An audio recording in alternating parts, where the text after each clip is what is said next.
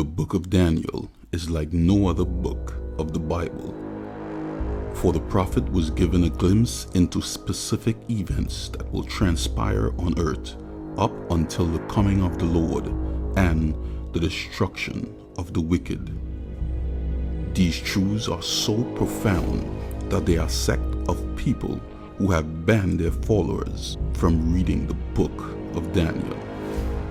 Some also claim that the book of Daniel cannot be understood, for it is a sealed book. But that which was sealed has and continues to be revealed, as we will discover. Previously in our Daniel and Revelation series, we discovered specific prophetic keys that helped us unlock the Bible's prophetic language. In Nebuchadnezzar's dream, we saw that the statue represented successive kingdoms. Daniel also had a dream of 4 beasts. These 4 beasts also represented kingdoms that would rule. Then we saw a lamb-like beast, and it was this kingdom that implemented the image of the beast, that no man may buy or sell, lest they have the mark of the beast. Also I, in the first year of Darius the Mede, even I stood to confirm and to strengthen him. Who is being spoken of? Is it Daniel or someone else? To understand this context, we must look at chapter 10 of the book of Daniel. And in the 24th day of the first month, as I was by the side of the river which is Herald, then I lifted up my eyes and looked, and behold, a certain man clothed in linen, whose loins were girded with fine gold of Uphaz, and said, O man, greatly beloved, fear not. Peace be unto thee, be strong, yea, be strong. And when he had spoken unto me, I was strengthened, and said, Let my Lord speak, for thou hast strengthened me. But I will show thee that which is noted in the scripture of truth, and there is none that holdeth with me in these things, but Michael, your prince.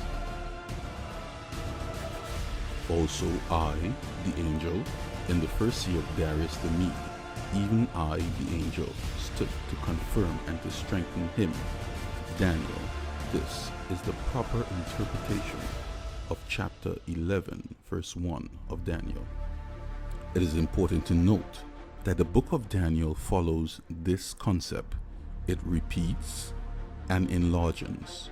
So, in chapter 11 of Daniel, it repeats the previous chapters and enlarges on the information given. And now I will show thee the truth. Behold, there shall stand up yet 3 kings in Persia, and the 4th shall be far richer than they all. And by his strength, through his riches, he shall stir up all against the realm of Grecia. It is important to note that the word stand up denotes to rule or to reign. In Daniel 10:1, we also saw that Cyrus was the current reigning king. Thus we must conclude that these 4 kings that would reign in Persia must be successive kings. These kings are as followed. Cambyses was the son of Cyrus and succeeded him. Then Sarmadas, then Hystapses, being the 3rd king to reign in Persia. But who was the 4th king, and how did he stir the realms of Grecia?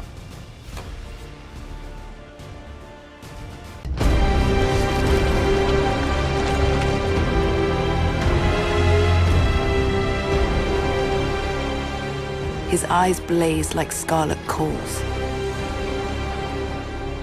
He was stripped, cleansed, glabrous and smooth. Xerxes was reborn a god.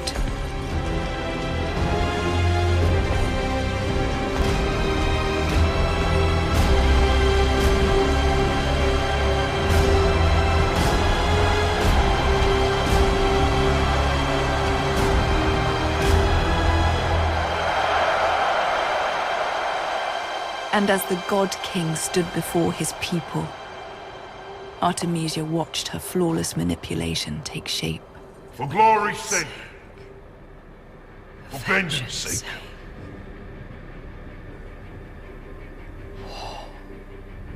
War! War is coming to Greece, in the visage of a monster army over 1 million strong. History reveals to us that the fourth king of Persia was King Xerxes. The historian Herodotus states that his army comprised of 5,283,220 men. And a mighty king shall stand up, that shall rule with great dominion, and do according to his will. And when he shall stand up, his kingdom shall be divided to the four winds of heaven, and not to his prosperity, nor according to his dominion which he ruled, for his kingdom shall be plucked up, even for others beside those. Near the small village of Gaugamela, in present-day Iraq, two vast forces of men are engaged in a battle for the future of the world. On one side is the great king of Persia, Darius, commander of the largest army on earth. On the other side is an army 1/5 the size, led by a 26-year-old named Alexander. He was, at this point in his young life, a veteran commander. Prepare for battle. It's a fight to the finish that will change history forever and define one young man as Alexander the Great. From our Daniel and Revelation series, we understood that the kingdom that succeeded the Medo-Persian Empire was the Grecian Empire under the leadership of Alexander the Great. But Alexander the Great died, and his kingdom was split into four, which his four generals took control. These are Seleucus, Ptolemy, Cassandra, and Lysimachus. And the king of the south shall be strong, and one of the princes, and he shall be strong above him, and have dominion. His dominion shall be a great dominion. And in the end of the years they shall join themselves together, for the king's daughter of the south shall come to the king of the north to make an agreement, but she shall not retain the power of the arm, neither shall he stand, nor his arm, but she shall be given up, and they that bought her, and he that begat her, and he that strengthened her in these times. Here we have some interesting dynamics. King of the north and the king of the south. It is important to note that we are still dealing with the Grecian Empire. For in due time Seleucus would have conquered Cassandra and Lysimachus' dominion. Thus he controlled the northern kingdoms. Ptolemy and his posterity would have controlled Egypt, which is the southern kingdoms. Thus Ptolemy's kingdom laid south of Jerusalem, and Seleucus north of Jerusalem. Thus they retained the name the King of the North and the King of the South. Daniel chapter 11 verse 6 brings a multiplicity of historic fact, which I will try to compress. After many years of battle between the King of the North and the King of the South, there was a truce made between both individuals, where the King of the South gave his daughter to the King of the North to marry, under one condition, that he put away his wife, Laodice, which he did.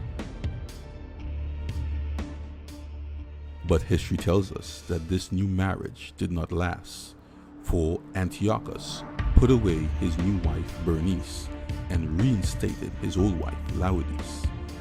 And it was the vengeance of Laodice that made history, when she murdered not only her husband, but she murdered Bernice and her two sons. But out of a branch of a root shall one stand up in his estate, which shall come with an army, and shall enter into the fortress of the king of the north, and shall deal against him, and shall prevail. For Daniel, he is looking into the future and seeing events that are yet to take place. But for us today, we can look back at history and confirm that these events did take place. The death of Bernice reached home, and her brother, who was King Ptolemy III, rallied an army and entered into the kings of the North's territory and killed Laodice and one of her sons. But his reign was short-lived, as he had to return due to sedition in the kingdom of Egypt. For the king of the north shall return, and shall set forth a multitude greater than the former, and shall certainly come after certain years with a great army and with much riches. And in those times there shall stand up against the king of the south. Also the robber of thy people shall exalt themselves to establish the vision, but they shall fall. After 14 years of peace between the king of the north and the king of the south, the king of the north died, leaving behind his 4-year-old son as sole ruler. It was because of this that the king of the north saw it as an opportune time to take the kingdom. So both him and Philip of Macedonia came in league in order to take the kingdom of Egypt and share the spoils. But here we see a new power introduced, the robber of thy people. Who is he, and how does he intervene? It was in BC 200 that this power intervened in behalf of the young king. And this power is none other than the Roman Empire.